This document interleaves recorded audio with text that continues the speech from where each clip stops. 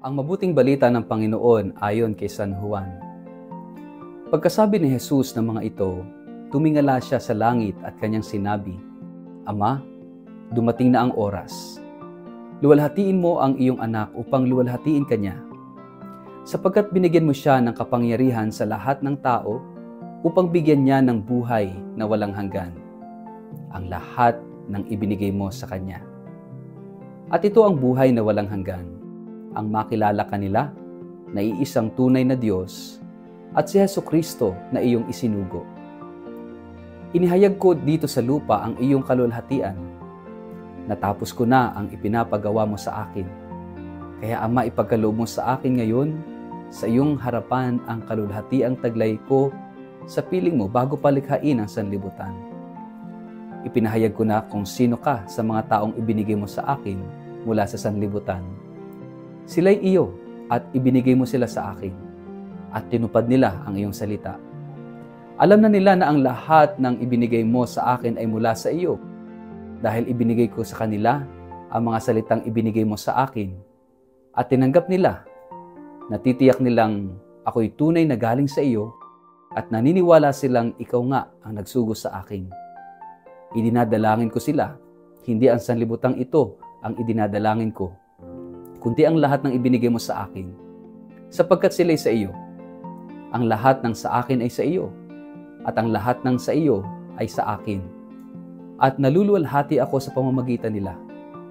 At ngayon ako'y papunta na sa iyo. Iniiwan ko na ang sanlibutang ito, ngunit sila ay nasa sanlibutan pa. Amang banal, ingatan mo po sila sa pamamagitan ng kapangyarihan ng iyong pangalan, ang pangalang ibinigay mo sa akin, upang kung paanong ikaw at ako ay iisa, gayon din naman sila'y maging isa. Ang mabuting balita ng Panginoon. Ama, dumating na ang oras. Luwalhatiin mo ang iyong anak upang luwalhatiin ka rin niya. Kapagpalang araw sa inyong lahat, welcome sa ating Gospel in a Nutshell. Mga kapatid, sa atin pong ebanghelyo ngayong araw na ito, naririnig natin ang tinatawag na panalangin ng pagkakaisa o high priestly prayer ng ating Panginoong Hesus. Hindi na siya nagtuturo sa madla, hindi siya nagpapagaling o nagpaparami ng tinapay. Siya'y nakatuon sa Ama at nananalangin. Ito ang huling gabi bago ang kanyang pagkapako sa krus. Sa halip na magreklamo, manisi o tumakas, nananalangin si Jesus. Isang panalangin na hindi lamang para sa kanyang sarili, kundi para sa atin. Ito ang panalangin ng isang pusong nagmamahal, handang magsakripisyo at nakaugat sa kalulhatian ng Ama. Kapag naririnig natin ang salitang kalulhatian, kadalasan ang iniisip natin ay tagumpay, karangalan o papuri. Pero kay Jesus, ang kanyang kalulhatian ay ang krus. Hindi yung karangyaan, kundi pag-aalay. Hindi palakpakan ng tao, kundi pagtupad sa kalooban ng Ama.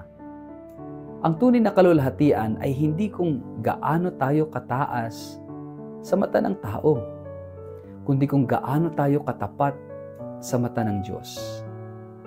At madalas, ang kalulhatian ay dumadaan sa daan ng hirap, pagtitiis at pananampalataya.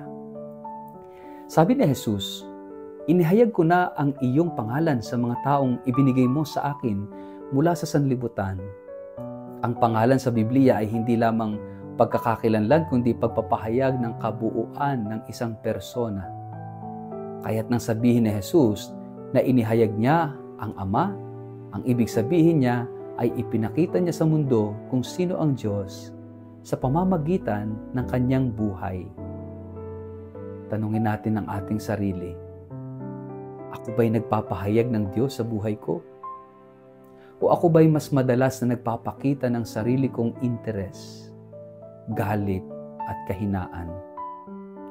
Ang layunin ng ating buhay ay hindi lang mabuhay ng maayos, kundi maging salamin ng kabutihan ng Diyos sa mundo. Sa pagtatapos ng panalangin, sinabi ni Jesus, ako'y hindi nasa sanlibutan, ngunit sila ay nasa sanlibutan. Ibig sabihin, tayo na ngayon ang kanyang mga saksi. Tayo na ang magpapatuloy sa kanyang gawain. Magpatawad, maglingkod, magpakumbaba, maging may paninindigan sa katotohanan, maging instrumento ng pagkakaisa. Hindi madali ang mundo. Alam ni Jesus. Pero kaya niya tayong ipagdasal dahil alam niya ang ating kahinaan. At sa kanyang panalangin, pinatitibay niya ang ating paninindigan. Kaya nga hinahamon tayo, mga kapatid, na maging buhay na panalangin, hindi lang dasal. Kapag tayo ba'y nananalangin, ito ba'y ugnayan o obligasyon lamang? Si Jesus, sa gitna ng kapighatian, ay hindi tumakbo. Siya ay lumuhod.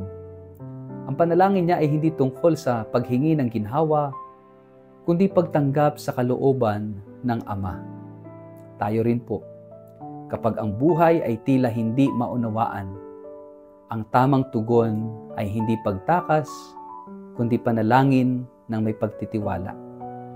Ang panalangin ay hindi paraan para baguhin ang isip ng Diyos, kundi upang buksan natin ang ating puso sa kanyang plano. Pag nilayan natin, ang buhay ba natin ay nagiging panalangin? Tayo ba ay naghahangad ng kalulhatian ayon sa pananaw ng mundo? O handa tayong yakapin ang krus, nagbibigay luwalhati sa Diyos? Sa gitna ng mga pagsubok, tayo ba ay nananalangin ng may pananampalataya at pakikiisa kay Jesus? Manalangin tayo. Sa ngalan ng Ama at ng Anak at ng Espiritu Santo. Amen.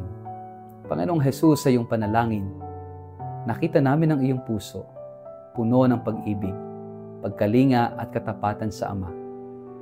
Turuan mo rin kaming manalangin hindi lang sa salita, kundi sa aming buhay na tapat, mapagpakumbaba at may malasakit. Gawin mo kaming saksi ng iyong kaluwalhatian, hindi sa kadakilaan ng mundo, kundi sa kababaang loob ng krus.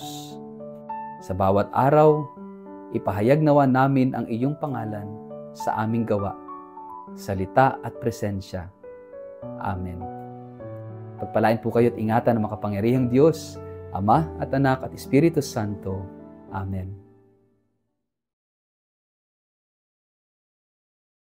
Mga minamahal kong kapatid sa pananampalataya, inaanyayahan ko po kayo sa isang biyayang paglalakbay ng pananampalataya, isang pilgrimage sa Eastern Europe na gaganapin mula October 4 hanggang October 21 sa taong ito, na sasaklaw sa 8 kahangahangang bansa, sa Switzerland, Liechtenstein, Germany, Austria, Czech Republic, Slovakia, Hungary at Poland.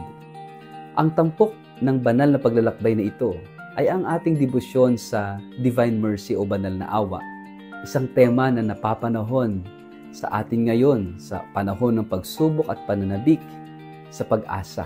Gaya ng sinabi ng ating yumaong Santo Papa Francisco, "The mercy of God is the sure source of our hope." At sa ating paglalakbay, bibisitahin po natin ang mga sagradong lugar kung saan sumibol at lumaganap ang mensahe ng awa ng Diyos. Bibigyan din natin ang Poland, ang bansang sinilangan ni Saint Faustina Kowalska at Saint John Paul II, mga tagapagdala ng mensahe ng banal na awa sa buong mundo. Ito hindi lamang isang biyaheng panlabas, kundi higit sa lahat, isang panloob na paglakbay ng puso. Isang pagkakataong mapalalim ang ating pananampalataya. Maranasan ang kagandahan ng simbahang Katolika sa Europa at muling pag-alabin ang ating pag-asa. Para po sa mga interesadong sumama sa akin, maaaring makipag-ugnayan kay Toby sa numerong 0917-317-4536 o magpadala ng email sa inquiry@tobiahe.com. Magsama-sama po tayo sa isang paglalakbay ng panalangin, kultura at biyaya. Huwag palampasin ang pagkakataong ito na muling matuklasan ang Diyos na buhay, maawain at laging nag-aanyaya. Halina po kayo, maglakbay tayo kasama ang banal na awa patungo sa mas matibay na pag-asa.